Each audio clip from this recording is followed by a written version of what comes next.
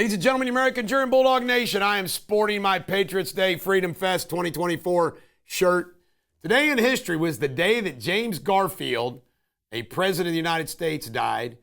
He was the second president to be assassinated following Abraham Lincoln, who was the first. He was shot in the shoulder and in the back, and they never could find his bullet. It's a wild story. They even brought in Alexander Graham Bell to try to find it. It was a disaster in medicine. He did not have to die, but he died. It was a very short-lived president. He was from a Civil War general from the state of Ohio. I went to see his house. It's a pretty cool place. All right, Donald Trump held a massive rally in Nassau, New York yesterday to prove his point. And I just want to tell you something right now.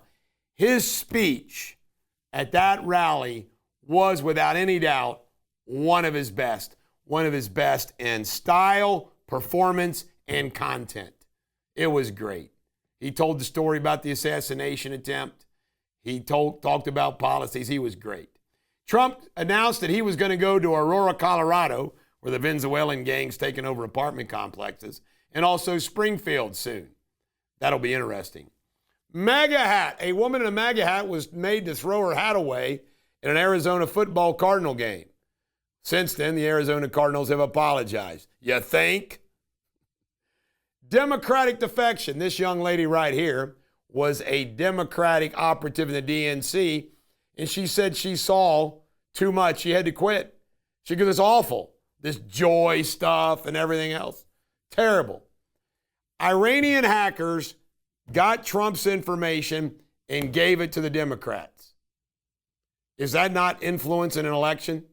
Can you imagine? Of course, Iranians are Biden's friend. Can you imagine if that was reversed? Georgia poll has Trump up. What do you say about that, Kamala? 28% of the Democrats think the country would be better off if Trump was assassinated. 21% have to think about it. That's where 49% of Democrats are. What's that say? OAC, Arcasio Alexandra Cortez, says it's awful what Israel did with those pagers blowing up. I watched the video of one of them blowing up. That is wild. It's got to be the wild. Think about it. Pagers, walkie-talkies, they're going to be nervous to touch anything. Harris actually helped pass and support a law that would allow the government to invade your home and check to see how your guns are being stored. You want to elect that woman as president of the United States? Melania's books come out. And by the way, Melania spoke very eloquently about the nude modeling that she did, talking about the beauty of the body, that since the beginning of time, great artists have been intrigued by the beauty of the body. Melania didn't pose in slut-like fashion. She posed in supermodel fashion. Harris said under the word salad, Harris said, the children of our community are the children of our community. This woman wants to be president. Feds had a half interest rate cut, largest cut in 20 years, biggest cut in 4 years. And you know what? This, right before an election, it's going to be too little too late. Chris Cuomo's mad. The Democrats are giving him a hard time that he called Trump after the assassination attempt. Pennsylvania. For the first time in a long time, the Democrats have the smallest margin of voter registration in Pennsylvania. That's a good sign. Trump says there needs to be a cap. The cap needs to be removed on the deduction for property tax deductions. Teamsters, 58% to 31% members voted for Trump. Teamsters as a union isn't endorsing anybody. The membership, 2-1, Trump. There's U.S. Senator from Kansas is going after ABC based on some of the shenanigans of that debate. Let's bust ABC. The Dow hit a record high based upon that half federal tax rate cut.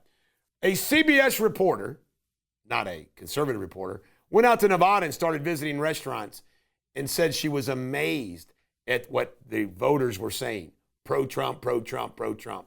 Musk is putting money in all of the competitive congressional districts to help the Republicans hold the House. Thank God we got Musk. And Trump is up nationwide in a Gallup poll. This is a Bulldog. Every dog has their day.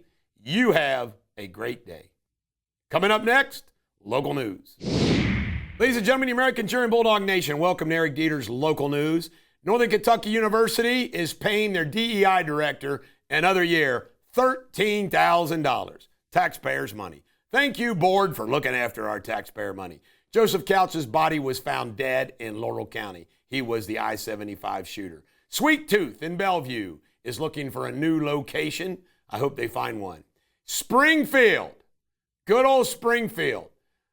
There was videotape of the city manager caught on video admitting to complaints about domestic animals being eaten. Tom Frome, the longtime city manager at Newport, is going to retire.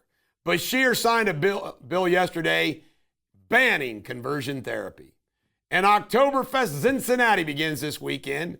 And my two buddies, the unbelievable Fulcher, best safety in the history of football, along with, who's the other Bengals player?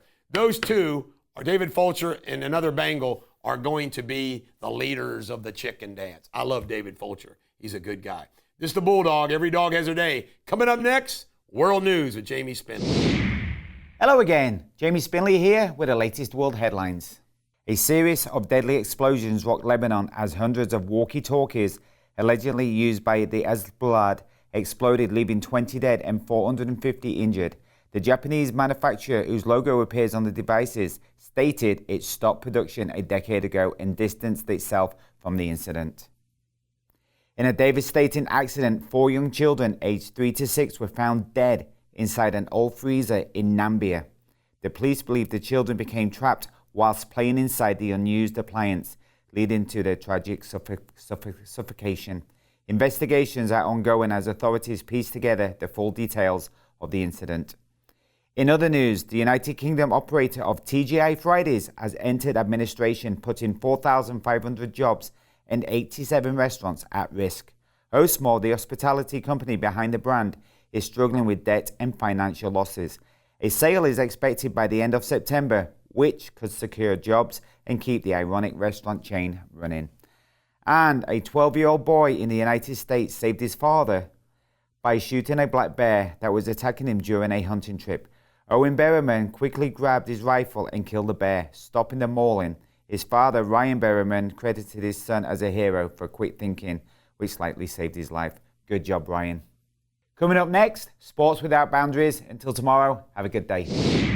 Ladies and gentlemen, the American Cheering Bulldog Nation, welcome to Sports Without Boundaries. Cincinnati Reds lost, and they're now officially out of the postseason debate. And guess what? The Milwaukee Brewers won the Central for the 3rd year in a row. Tonight in football, the Pats are going to be at the Jets. Ought to be a good game. Next up, pop culture. Well, pop culture got some interesting stories. David Kroll from the Foo Fighters, who fathered a child, his wife, Jordan Bloom, who apparently David Grohl was very upset about because she's got a hot tennis instructor. Yesterday, she was seen without her wedding ring, going off to get a lesson from that hot tennis instructor. Paybacks are hell. That's the problem in this world that these folks live in. I'm telling you right now, if I was that famous, I'd find me a good old farm girl from the Midwest.